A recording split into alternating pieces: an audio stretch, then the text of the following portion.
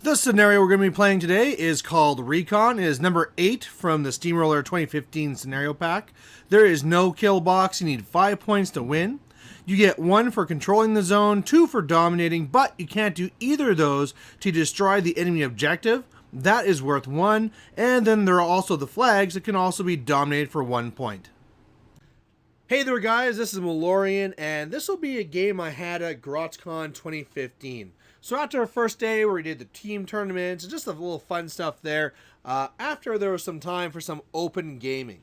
And I decided to have a game with my buddy Jacob from up in Grand Prairie. He is a press ganger there, just a great guy, and I also have this list I want to try out.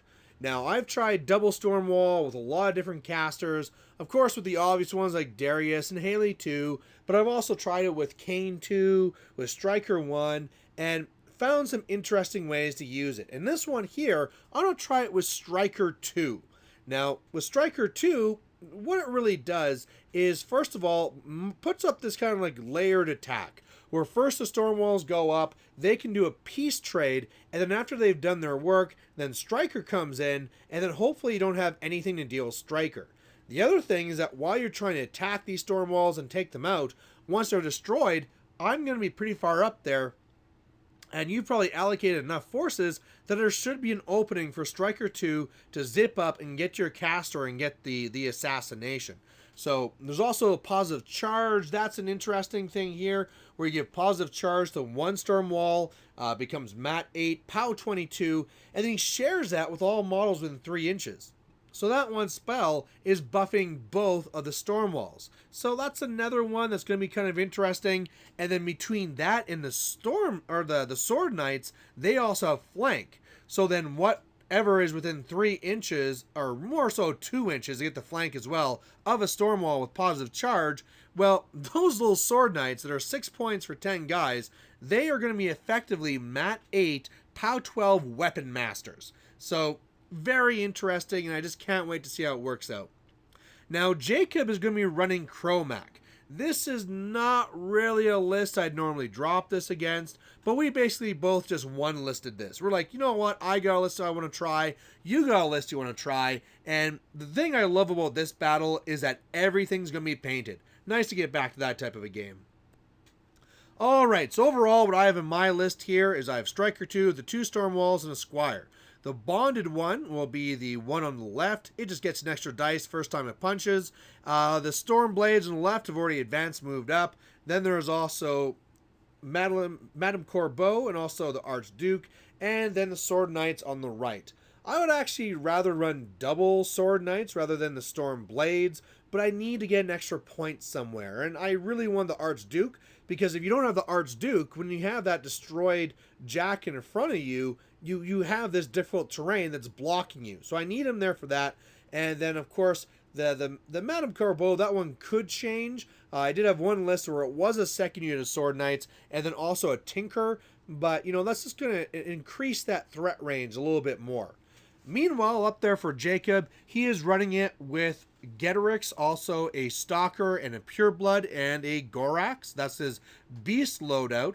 Meanwhile, he has 2 units of Shrimp, he has 2 Gallows Grows, he has the Stones with Yue, then there's also Blackclad, maybe 2 Blackclads by the looks of it, and then also Wilder. So, interesting list. Of course, you have to watch out for the Warpath, and I'm going to be very careful with this to try and shoot and do whatever damage I can before he gets to me. And I know that when he gets to me, Defense 14 is a kind of a tough one, but when you become Mat 8 from positive charge, I can actually deal with that. Otherwise, the scenario here, I already explained, and I don't think scenario will be a big part of it, but it's something you have to always watch out for. Alright, so he gets first turn, he runs up, and it's kind of the usual thing here, where he has up the Warpath on himself. He has gone and put the Invulnerable Resolve onto Getorix, and of course Wild Aggression onto the Stalker. And this all doesn't look all that bad. Nothing's really threatening. However, I cannot let those shrimp get off some easy shots to trigger Warpath. So I'm actually going to have to bring back the infantry I just moved forward. So that's what I do. I basically go up there with both the jacks. They both just run to get where they are, and I make sure to bring back the infantry. So with this, he has no triggers for Warpath, meaning that the Getorix only has a threat range of 11 inches, so both my storm walls are safe where they are. So after this, I assume I'm going to take a few shots at my storm walls, and then maybe I can really damage a beast, and we'll just kind of see how this peace trade goes. On his turn, though, he kind of catches me with one because I forget that the black Clads have Hunter's Mark. I should know this by now, but he hits the pink one with that, and then a Primal Getorix slams into me and takes off a ton of damage. If he would have got a little bit hotter dice, it would have gone down, and that would have just been game over. But with this loadout here, I am really being put back further than I really thought, and the shrimp have ran up to kind of stop me getting in there to help. And the worst thing is, see that objective I have there? It's actually in my way. So whereas normally it'd be great, and I could just come over and destroy what I want, between the shrimp in my way and also the objective, I just can't do anything. Plus, what I could also do is just go with the pink one first, shoot out a pod to destroy the shrimp in my way, but I can't because my pod making part of my grid was destroyed. So, maybe having that tinker would have been pretty nice after all, but this is the situation. So what I need to do is Getorix needs to go down. I need to swoop in now with my guys, kill off these shrimp, and see how it goes. So that's what I do. Both sets of infantry run up the flank that they're on. I have to move things out of the way so that the pink one can go up. It gets positive charge, and it starts punching Getorix. It can't quite take it out, of course. And then the other jack has to kind of swing back and around to actually finish it off. I pop feet, and then that means that all those infantry that ran up now get to move up their 3 inches and attack, and I really decimate all the shrimp that are around there. So that's fantastic. He's down a heavy.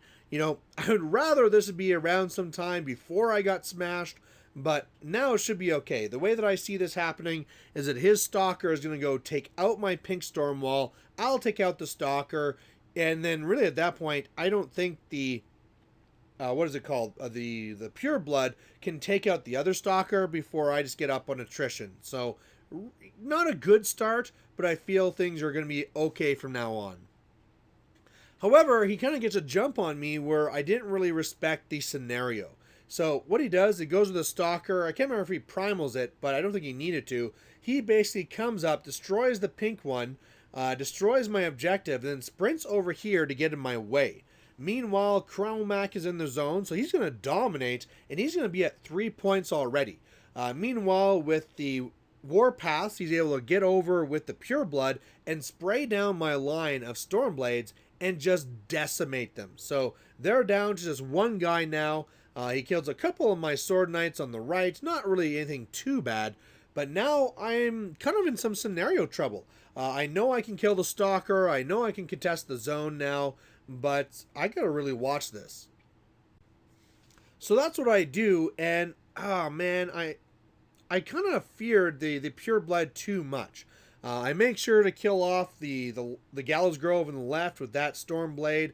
I put Positive Charge up again, and that Storm Wall goes and destroys the Stalker. So he's down his two biggest heavy hitters. But because I was kind of worried about a Warpath Pure Blood, I actually had my Storm Wall move farther back. And I'm going to be regretting this soon. Otherwise, on the right, I'm just trying to clear out as much as I can, trying to just tie things up.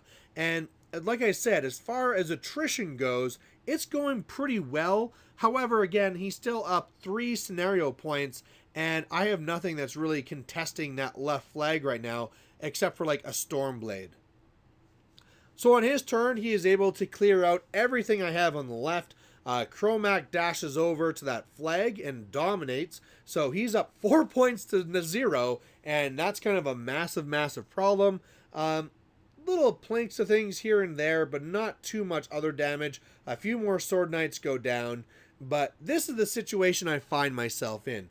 And so what I really need to do is contest that flag. Now, because the stormwall is so far back, he can't really run there. So that's really bad. I'm going to have to really try to use him to try and kill what I can. And it's just, man, I wish he was just a couple of inches closer.